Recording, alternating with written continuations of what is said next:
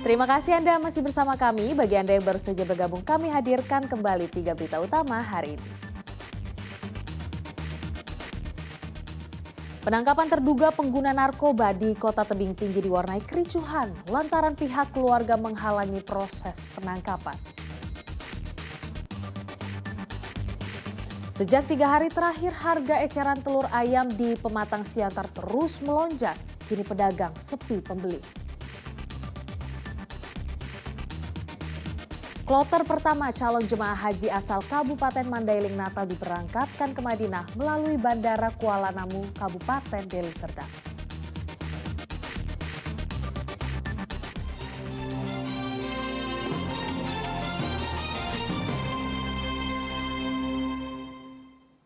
Penangkapan terhadap seorang pria yang diduga sebagai pengguna narkoba di Kota Tebing Tinggi diwarnai kericuhan. Pasalnya proses penangkapan mendapat perlawanan dari keluarga terduga pengguna narkoba. Meski sempat kesulitan, polisi akhirnya berhasil membawa terduga pengguna narkoba ke Polres Tebing Tinggi.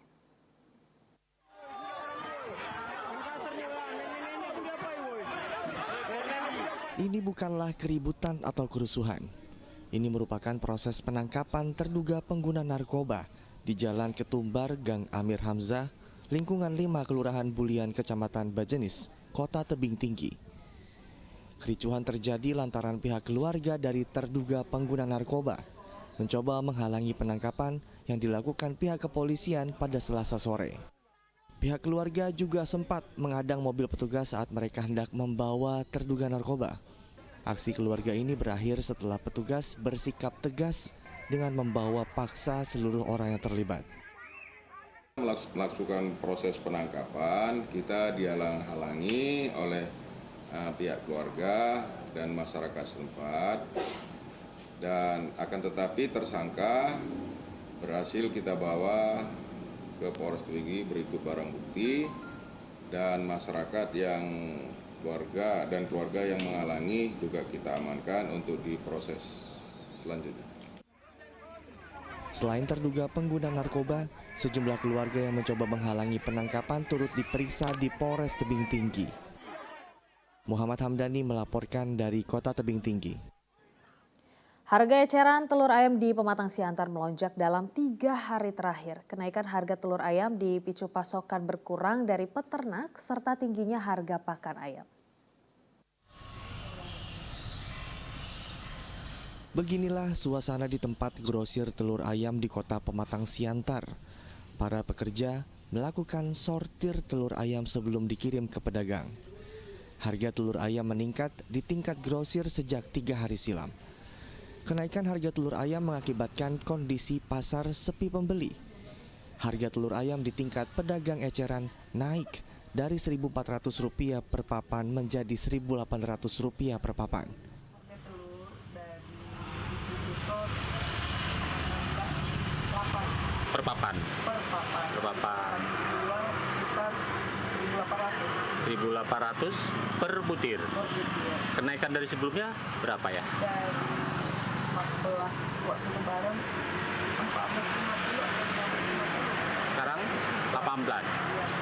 Berarti hampir naik 30% ya? Iya. Oh gitu ya. Gimana? Lantaran harga telur ayam mahal, pembeli terpaksa membelinya per butir. Kenaikan harga telur ayam dipicu pasokan berkurang dari peternak serta tingginya harga pakan ayam. Yan Asmara melaporkan dari Pematang Siantar. Semakin hari harga telur ayam bikin resah, mahal tak terkendali. Padahal ini makanannya masyarakat Indonesia. Apa penyebabnya? Lalu apa solusi pemerintah? Ini kata Menteri Perdagangan Zulkifli Hasan. Selama ini banyak sekali pengusaha telur itu yang tutup, bangkrut. Karena harganya terlalu murah kemarin. Bahkan mau lebaran aja 25.000, 26.000, bangkrut orang. Karena dia harganya harus jualnya itu 28.000. Nah, oleh karena itu sebagian itu induk-induknya itu diremajakan, potong gitu, dan perlu waktu, ya satu, itu perlu waktu. Kedua, memang ada beberapa harga seperti jagung, saya dengar pakan naik, tentu akan mempengaruhi. Nah, oleh karena itu tentu harus diambil langkah-langkah. Pertama,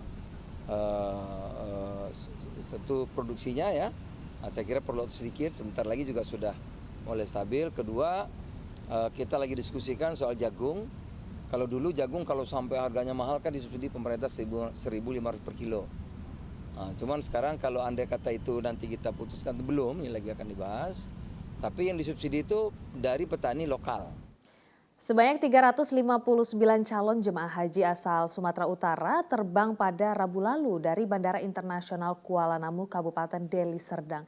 Ratusan calon jemaah haji ini berasal dari Kabupaten Mandailing Natal.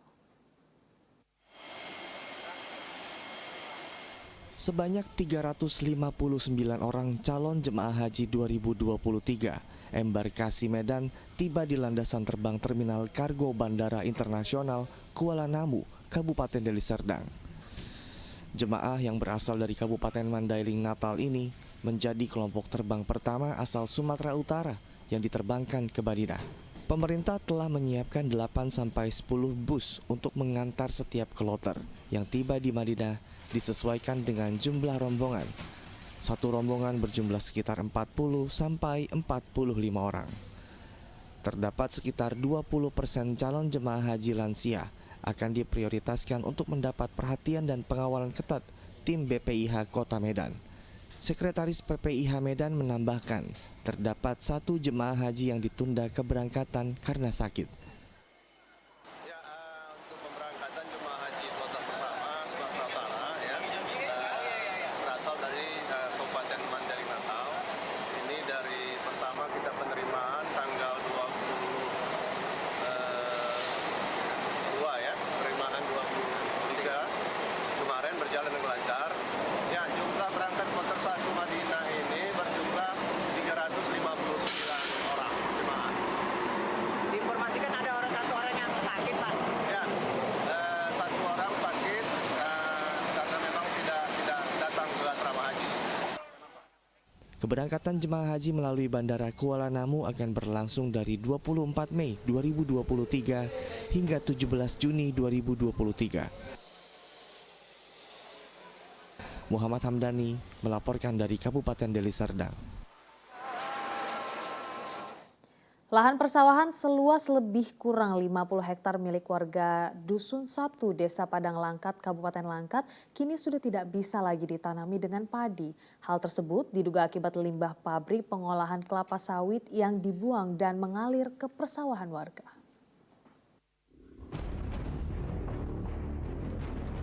Rendahnya areal persawahan masyarakat dari keberadaan pabrik pengolahan kelapa sawit yang berada di Desa Padang Langkat, Kecamatan Gebang, Kabupaten Langkat, mengakibatkan limbah pabrik dengan mudah mengalir ke areal persawahan. Ditambah lagi dengan musim penghujan yang mengakibatkan air langsung mengalir ke dataran rendah dengan sangat cepat. Kondisi ini sudah dirasakan masyarakat sejak tahun 2020 silam yang mengakibatkan areal persawahan seluas 50 hektar lebih sudah tidak bisa lagi ditanami padi. Tidak hanya itu, lokasi memancing ikan turut sirna karena benih ikan sudah tidak ada lagi. Hasil uji laboratorium menyatakan bahwa limbah tersebut mengandung minyak dan lemak sehingga tanaman tidak bisa lagi berkembang biak. Setelah masuknya limbah rapala ke lahan persawahan, maka hampir 2 tahun ini seluruh petani yang ada di Desa Padang Langkat maupun Desa Pasiran tidak dapat menggunakan lahannya sebagaimana mestinya. Yang biasa ditanami padi, ini nggak bisa lagi ditanami padi seperti biasa. Artinya memang lahan yang hari ini dialiri limbah rapala itu, air dari waduk itu, memang sudah tidak bisa lagi digunakan untuk menanami padi lah begitu. Enggak. Ini dulu pernah saya lakukan uji lab, kurang lebih antara bulan 10 atau bulan 11 2022 yang lalu, memang hasil yang keluar itu membuktikan banyak kandungan limbah yang masuk di areal persawahan ini.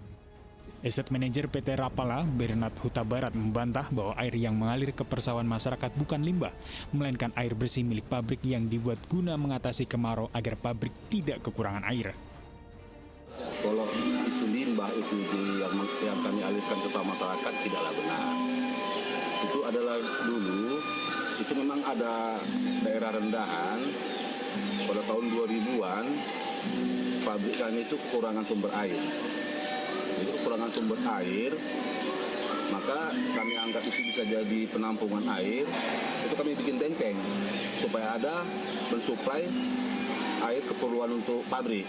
maka waduk yang penampungan air yang dianggap masyarakat untuk mengalirkan limbah itu nggak kami pakai lagi, karena memang itu bukan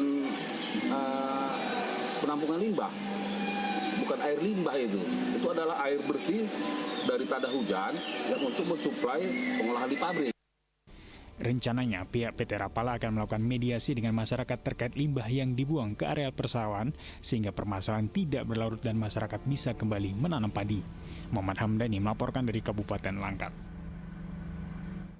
Ya, laporan tersebut mengakhiri berita Medan hari ini. Saya Priscilia Claudia berterima kasih atas perhatian dan kebersamaan Anda. Selamat beraktivitas dan sampai jumpa.